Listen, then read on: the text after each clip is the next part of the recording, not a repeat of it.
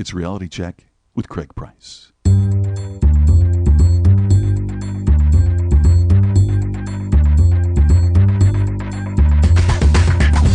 I'm an idiot. 4 minutes in and I'm already wrong. I'm like a monkey. Hello, look at me. You're like a beautiful mind. I'm more like Forrest Gump. So it's, Craig Price is the man. I knew it. Craig, shut up. It's Reality Check with Craig Price. This week, Carl David is here to discuss his new book on suicide prevention. Welcome to the podcast. I hope you're doing well.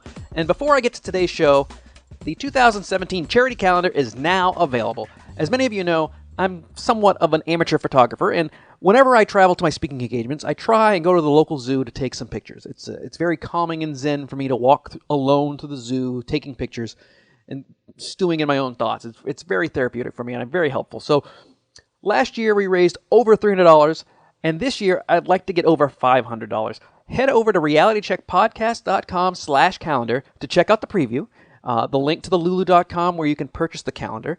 And this year, for a small fee, if you have a bulk order, I can add your logo to the calendar cover to show that you are a sponsor. Simply email Craig at speakercraigprice.com for details. But if you just want to pick up the calendar, they're $14.99 plus shipping. All the profits, which is about $4 a calendar, will go to Orangutan Rescue. You can hear about them on podcast episodes 74 and 190, as well as heading over to redapes.org. So this year's calendar includes animals from zoos in Denver, Milwaukee, Houston, Phoenix, and Nashville. Pick one up and support the orangutans. So the podcast today, it's a little on the heavy side, but it is certainly about a subject that needs to be talked about.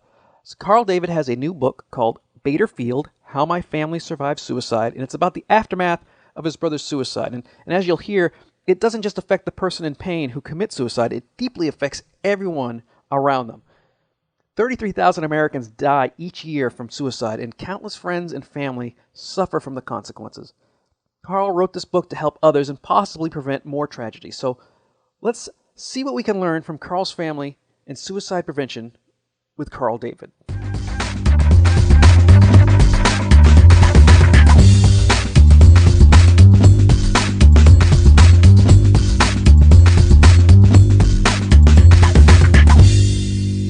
Now, your book started off as a love letter to your dad, and it turned in a different direction. Can you explain why you started the book and what you found out while you were writing it? Absolutely. I began the book because I knew that someday my wife and I were going to have kids, and they would never know the greatness of my father, who was my hero. He was my everything, and he just was such a huge personality that was so giving and so incredible that I really needed to memorialize him. And that was the initial thrust of the book. I also wanted to write it to show what an incredible relationship I had with my father, how lucky I was as a kid growing up, because a lot of kids today don't have that father-son relationship. The father could be absent or could be a real negative force or abusive. And, you know, it's for those folks who grow up and become fathers themselves that I had the aim and the hope that they would cut that chain of negativity and pay it forward and change things and give to their kids the kind of gracious goodness that I had, that I experienced, because, I mean, what a wonderful world the place would be, you know, if people would do that. So that was my initial impetus. And, you know, as the years went on, and it took years, it took decades to write this book because at times it was so painful, I had to put it down for months at a time, and my wife would say to me, if it's too painful, don't do it. And I'd say, no, I have to. I said, I'm on a mission. It's in my craw to finish this thing, and I'm going to do this.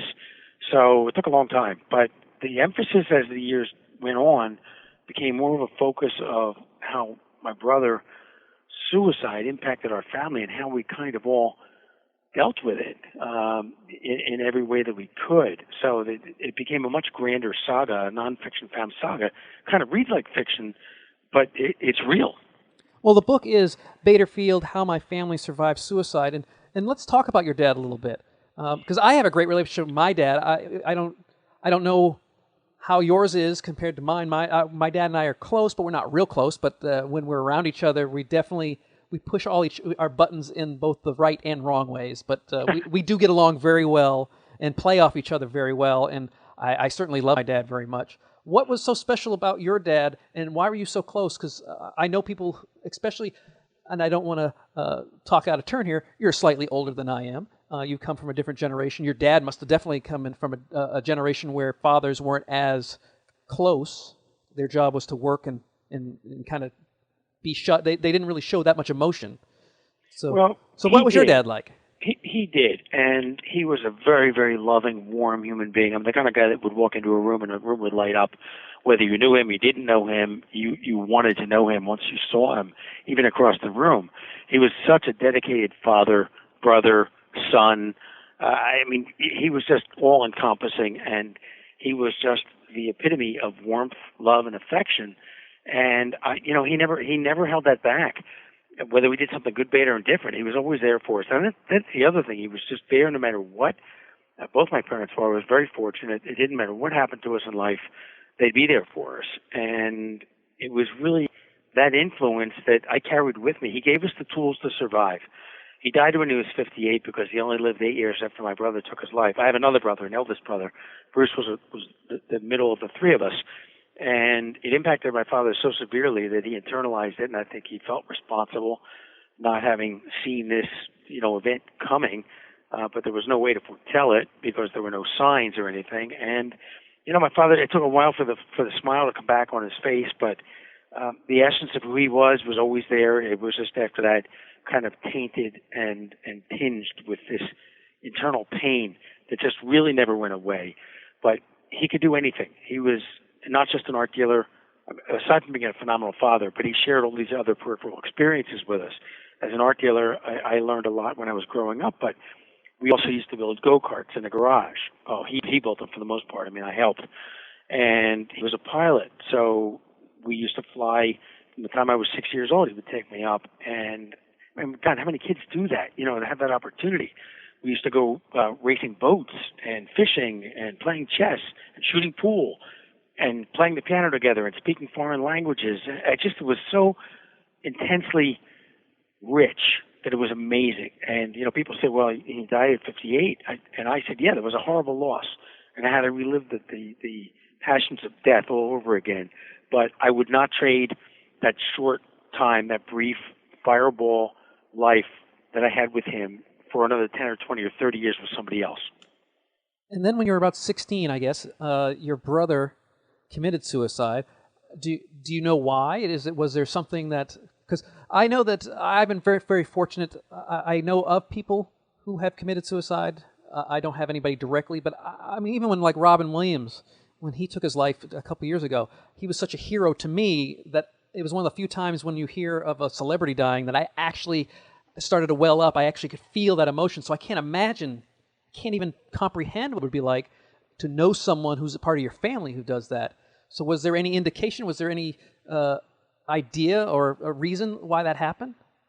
No, it's that unending question mark. There were no signs, the traditional signs of people talking about killing themselves or giving their possessions away or dropping out of society, losing interest in all their passions and things like that, and becoming reclusive. There was none of that. And, the only thing we can ascribe a possibility to, and it's a vague possibility, we don't even know if it's factual, is his army unit was about to go to Vietnam. And, after you see these kids coming back in body bags and the horrors of war that were portrayed on all the major networks, it's scary. So, we don't know if that had some impact or not. We don't know if there's something else going on, some demons inside that he held inside. I mean, overtly, he was a happy guy and kind of person that could take a car apart and put it back together again. And, he had great skills. So, we don't know. We don't. To this day, we don't know. And would it bring him back? No. Would it give you closure? Not really, because then you'd ask yourself the question, well, I wish I'd seen that earlier, and then you'd feel more responsible. So I would imagine when that's so open-ended like that, with out of the blue, you have no idea why, a parent can't do anything but assume they must have done something wrong. Because I know my mom feels guilty every time I do something that's not even remotely bad. She feels like, if I don't clean up my room, she's Italian, so she's like, what did I do to you to make you this way? So I can't imagine something like this painful where there's no idea the amount of guilt that would cause your father and your mother. Yeah, I don't know if they, I guess it's more like regret and wonder if they should have seen something rather than feeling guilty for something they did or didn't do, because to me, they were ideal parents. And there was nothing that they could have done or not done that wasn't within the realm of extraordinary parenting. So it wasn't that so much, but, as a parent, and I can't even fathom the idea of my kids doing that. Because then you feel responsible that you didn't see something, but if there was nothing there to see, how do you quantify that? You can't. So it's that X factor, and it leaves you with this open-ended question, never knowing. And so how did your parents change or handle or cope with the situation after the fact? I mean, not only just the immediacy of the days and weeks afterwards, but, several years later, I'm sure it wasn't resolved. No, it never gets resolved, but we actually pulled together as a family. There were 4 of us now instead of 5, and we needed to fill that gap, to close the circle, and live on for my brother and, move on as best we could. I mean, there were a lot of really bad days and nights immediately, and then even through the years when there's a trigger date, like a death date or a birth date or, something monumental that would be celebrated and is not there. It's tough. I mean, they had the benefit of a rabbi who was a very close friend and a psychiatrist who was a very close friend and lots of family and friends to help them cope as best you can. You never get over it. You only learn to live with it as best you can. And my brother went for therapy, and I was lucky enough, after kind of unraveling, to have the benefit of a psychoanalysis, which took me 4 years, 4 days a week, but it basically saved my life. I would go through these periods where I would kind of ignore the situation and pretend it didn't happen and create some scenario, like my brother was away on a special ops tour, over in Vietnam or somewhere, and so that I wouldn't have to feel the pain. But that unreality becomes unreal very quickly, and it comes out physically. The physical body is ruled by the emotional body, and it's saying, hey, enough, pal. We're not swallowing our emotions anymore. And that's what happens. You get a headache, you get a neck ache, you get a stomach ache, you feel sick, you feel lethargic, you feel emotions you didn't even know you had. And until you vent those and you understand them and acknowledge them and let them pass through you, you can't move forward. You're stuck. So, thank God we all had the benefit of professional help. It's too big a beast. Suicide is something that you can't fight yourself. It's just too horrific and too overpowering. Well, this is also in the late 60s where psychoanalysis wasn't as mainstream as it is now. So you're very fortunate that your family was more accepting, because I'm from a stoic New England family. We don't go to the hospital unless an ambulance drags us there unconscious. So it's true. It's if you have a problem, suck it up, buttercup, keep going, no matter how traumatic it is. So the fact that at the time in that generation that you're doing that, that's amazing.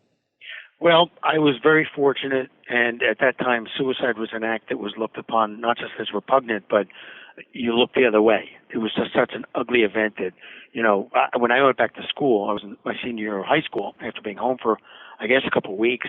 And I tell people this, I'd walk down the hallway the first day I was back, and I would hear or perceive that I heard and saw the looks of like, hey, that's the kid whose brother just killed himself, and whether that was real or it was perceived as imagination didn't matter. Those feelings were there, and that stigma of shame, goes along with it. Today, it's different. I mean, as professional help, people are acknowledged for having suffered depression, and there's a myriad of causes for this kind of act today, and, awareness is much greater than it used to be, as is treatment and acknowledgement and acceptance, not acceptance of the act, but acceptance that it exists, and doing something to thwart it. And so now that you wrote the book and you got a lot of that out of and kind of worked and processed that, what are you hoping to use the book for? Well, I use the book to reach out, and whether if someone reads it or I tell them about it or they read a review about it or they listen to one of these interviews, and I've done hundreds of interviews, trying to raise awareness to the issue of suicide and to let people know that if they're on that edge of desperation, that they're not alone, they're loved, and there's help out there for them, that to please just, talk to somebody. And if someone's listening who knows someone who's going through something like this, act on it. Don't ignore it. Reach out to them. And if they won't hear you and you think they're really at that precipice of ending it, then you've got to call someone. If it's not one of their family members, if they don't have a family member, call 911, call a hospital, call somebody and ask for help. There are a lot of organizations today that are out there specifically just to listen And if you can talk to someone or listen to them for 10 minutes while they're on that edge, there's a good chance that you'll be able to talk them off that ledge. Not always. Sometimes someone's so determined they're going to go no matter what. And people have tried it before and they haven't succeeded. And sometimes they'll try it again. And sometimes they won't. They'll say, "Oh my God, I almost did this. I can't believe it." But that's the rare few. Yeah, I think it's difficult for folks because, I see this in business a lot. Other people are afraid of failure, not their failure, your failure, another person's failure, like it's contagious. And so basically they don't want to deal with someone who's floundering because they don't want to be in that situation where all of a sudden the reality of things not working out could be theirs as well. Dealing with someone who may be suicidal, I think that people might be hesitant to get involved because they don't want to be wrong. That'd be really awkward where you say, "Hey, don't do this," and they're like, "No, I'm just having a bad day or a bad period of time." How can we get past that? How can we, even if we're just kind of worried that it's going to happen, how can we get past that and intervene? Well, I think that we have to get over the fear of humiliation and embarrassment, because the worst you can do is embarrass somebody when you think that they're going to do that if they're joking around, which is not something really that should be joked around with ever. But if you step in and they say, "Were you nuts? I wasn't going to do that." Well, you don't know that, and the best you can do is potentially save somebody's life by jumping in and saying, "Hey, you're not alone. It's just let's talk about this. Let's figure something out. Tomorrow's another day. You get a redo. You get a gift every day you get up. You have a chance to redo your life." And, sometimes just having someone intervene like that is enough to get them started talking or to see the light. Other times, obviously, it's not, and it doesn't matter who steps in or what. But if you don't take that chance, you'll never know. And if someone does end their life when, you could have intervened and said something, even one word, one smile to somebody walking down the street, which costs nothing, may change someone's life. They may think, I was having a bad day, and that person just smiled at me. It made me feel good. I feel better. So how can when something like this happens to a family, what did you notice how people treated you and reacted to you, the family, the survivor's family? Is there something that we can do and treat people and say the right things? Because I think that's another thing is that if your brother had killed yourself and I had known you at the time, I'm not sure I know how to comfort you or say the right thing to make you feel better, and I don't know if I could. Yeah, that's a tough call. I think the only thing you can do is, if you know someone, there's a family that's gone through it, and say, "Look, I'm so sorry for your loss. I'm here if you want to talk. If there's anything I can do, I have no concept of the pain that you're going through, but just know that you're not alone, and we're all here for you in any way, shape, or form if we can help you." And I think that the biggest thing you can do is never, ever be judgmental of the family that survives, because you have no clue. You have no right to be, for one thing, but you have no clue as to what they've gone through and what might have precipitated this, and you certainly can't point the finger of blame to anyone. That's totally wrong, and it only makes things worse. So people really can't be judgmental, and they shouldn't be, and of the person who took their life as well. You can't be judgmental because you just don't know. You don't know what kind of pain they were in. You don't know what caused it, and you really have no right to be judgmental. That's the most important thing I can say. So what were some of the things non-professionally, besides the therapy, which I think is fantastic, like I said, you guys went through that, but what were some things that your family did to cope, to remain together? Because one of the things I know that happens after suicide, especially with parents, when a death of a child, even if it's not suicide, there's divorce rates are out of this world for parents that survive a child's death. So how did a family unit stick together? Was there anything that you can offer that you guys did that kind of took some of that pain away or let you cope with it better? Well, we just kind of hung together and we talked about it, not initially, but, after the dust settled a little bit, we would talk about it and talk about the good times. My mother had just gotten out of the hospital after having a hysterectomy, and she was still in bed when this all happened. And my brother and I focused on them, and my parents focused on us, and kind of careful what you say, and we were really concerned about them. And, my mother used to tell me there was a point that they just didn't see the need to live anymore. And, they talked about that and, that they lost a child and they lost the zest for life, but they also then came to the realization, like, hey, wait a minute, we have two more kids. We can't give up. We have to live on for them as well as ourselves. And you also have to live on for the person who's gone. I think that's really important. I think you just can't cave. And, we would do things together. I mean, we would do the same things we did before. We'd go flying or we'd go on family vacations. And, it's hard because there's a piece missing, but you just have to move forward as best you can. We have an obligation when we're born to live our lives to the fullest. And if you don't, then you've wasted, a tremendous opportunity. You wasted a gift, basically. Not easy, let me tell you. I mean, there are times that you don't want to have fun. You don't want to laugh. You don't want to do this. You don't want to do that.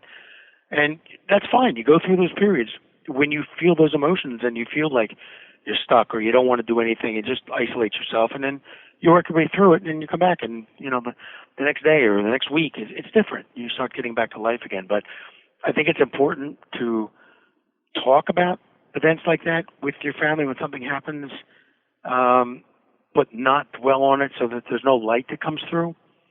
And I think it's important to surround yourself with friends and other family and distractions, so you have some semblance of reality of life. Well, then all this happened, and then years go by, so you decide you're going to write this book about your dad. How did you process the emotions when it's that amount of time, and then it's all probably just all fresh right again as you're remembering it? So how important was it to get through the book? And also, what did you do at the time when you were trying to get to the book to work through those emotions properly? Well, it was really difficult, and for the longest time I wrote a book, and my wife would read, especially the chapter about Bruce, and say, you know what, you're intellectualizing. I'm not feeling anything. Again, if the pain's too great, then don't do it. So I said, no, I have to do it. So I really went back and I dug my heels in and I felt my feelings, and I just, I cried and I felt the pain. It's just one of these things that you can't avoid it. And I knew I had one shot to get this thing out and do it right, because if I didn't write, nobody would benefit from it. It was cathartic for me, in the long run. But at the same time, if it was going to be a benefit to anyone else, it needed to be authentic, it needed to be emotional, and it needed to be real. And it was, when I searched for a publisher for like 5 years or maybe longer, and everybody said to me it's too personal. I kept thinking, oh my God, you idiots. Of course it's too personal. That's what it's about. You didn't get it. So I was in Las Vegas with the publisher, which was in Wisconsin at the time, and she said, yeah, sure, send me a chapter, send me whatever you want, the whole thing. I said, I'll email you the whole book. So I did. And about a week or so later, I called because I thought I didn't know whether she was going to publish for me or not. It was Nightingale Press. And I said, did I make a cut? And she said, yes, you did. We just want you to do one thing. I said, okay, whatever. So I want you to rewrite it movie style. Well, all I heard was movie. She said, oh, great, this is fabulous. Then, well, so she said, we should show it, not tell it. And they gave me an editor who showed me how to do it. She didn't tell me. And she said, we want your characters to come to life. We want dialogue. So I rewrote the whole book in 6 weeks, and I realized what the problem had been. It was two-dimensional, and you couldn't really sink your teeth into it because you weren't feeling anything. But when the characters came to life and people read it, they all said, oh, my God, I feel like I'm part of your family, or I wish I knew your family. This is incredible. These people are amazing. I just reading the chapter, he said, I felt like I was airplane at Dixon right there with you, and I was flying. He said, incredibly well written. So I said, thanks. This guy's a virtual stranger in our club, but that was a comment. The thing about it is it's not just a book about suicide. It is a love letter to your dad. It's talking about how great he was. When he passed on, you kind of took up the mantle because he was an art dealer, and so now that's what you do. Yes. And so how important was it to carry on the tradition of what your father did? Well, I was only here for 3 years out of college when my dad passed away, and my brother was here, my oldest brother, and he had been here a while. And after my dad passed away, Alan said to me, he said, I'll stay with you for 9 months, but then I'm leaving. I'm burnt out. I don't want to do this anymore. I don't have it in me. So, which I was sure was part of the two traumas that we had all experienced, the death of my brother and my father. And I said, all right, fine. I panicked initially, and then I became Michael Corleone, and in a year I was running the business. I mean, I just dug in and took the bull by the horns, and my brother wound up staying for 9 years, but at the same time I really was running the business, and I loved it. It was hard, because I had to fill big shoes, my father's an incredible art dealer. I mean, legendary worldwide. And I knew it was going to take a long time for me to fill those shoes. And, people say you really have. You've done it. And I said, I'm not sure. Of course, I'm still doing it. I'm not finished my growth curve either. But I love what I do. It's a passion. And it's just, I'm in the third generation, and my kids are the fourth generation. So we carry on. Well, the book is fantastic. It's called Baderfield, How My Family Survived Suicide by Carl David. Where can people find you, Carl, learn more about you, and maybe even have you come out and talk to them? The easiest place to find me is on my website. Well, actually, I'm sorry, it's through my email. My website's down for the moment. It's carledavid.com, CarleDavid.com. We're rebuilding it, so it should be another month or so before it's up. And because we had a crash and somebody hacked the site, so we had to dismantle it and start all over again. My email address is CarleEDavid@gmail. It's CarleDavid@gmail.com. I'm always available. I'm responsive. The gallery number is 215-735-2922. I answer my phones.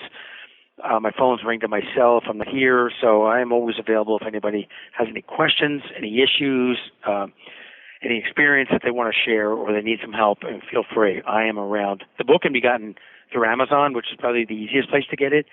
It's online in the Apple iBook store, on the Nook, the Kindle, Kobo, and about 60 other digital markets worldwide. And, somewhere between $3.99 and $7.99, I think, is a download price. And soft copy, I think, is like $15.99. I'm not sure. But Amazon is still probably the best place to get it. Do a search for it. It'll come up in 100 different places. And we'll make sure to link that on the website. Carl, I really appreciate the fact that you bled sweat and tears for this, and your story is important to others, so I appreciate you giving it to the rest of us. No, it's my pleasure. I'm hoping to get it made into a film at some point, and to get it into all the school systems in America, from middle school, high school, and colleges, because I know it will save lives. That's the show. Thanks to Carl for coming on. I really appreciate his message. Don't forget the calendars at realitycheckpodcast.com/calendar. While you're there, subscribe to the newsletter or download the app. Follow at RealityCheckPod on Twitter, and email comments, questions, and guest suggestions to Craig at SpeakerCraigPrice.com. See you next week.